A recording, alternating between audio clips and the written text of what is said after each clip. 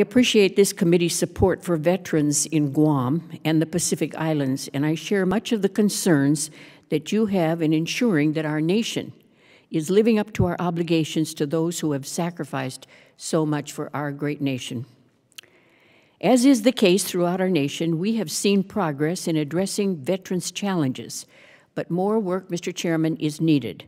Just last month, the GAO published a report that outlines several challenges faced by the VA Pacific Islands healthcare systems, including persistent challenges in recruiting and retaining physicians and other medical staff.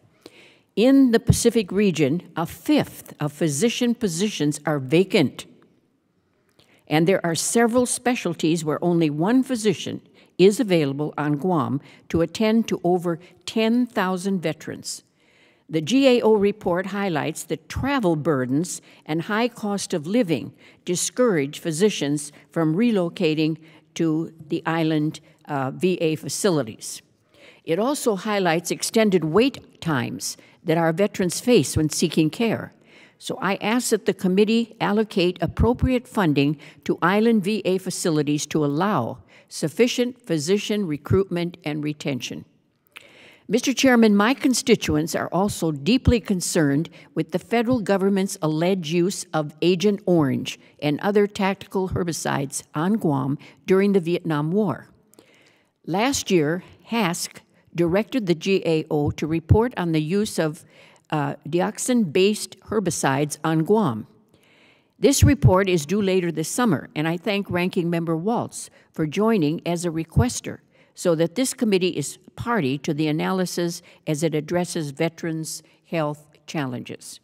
In addition to this report, it is important to note that the VA recently approved a claim of Agent Orange exposure of a veteran who served on Guam. Congressman Bordallo understands firsthand the challenges of working with the VA and DoD to guarantee veterans who served on Guam are provided the benefits they are owed. And I hope that we will build of the success of Congressman Bordallo's Kilpatrick case and give the VA the resources it needs to rectify this problem.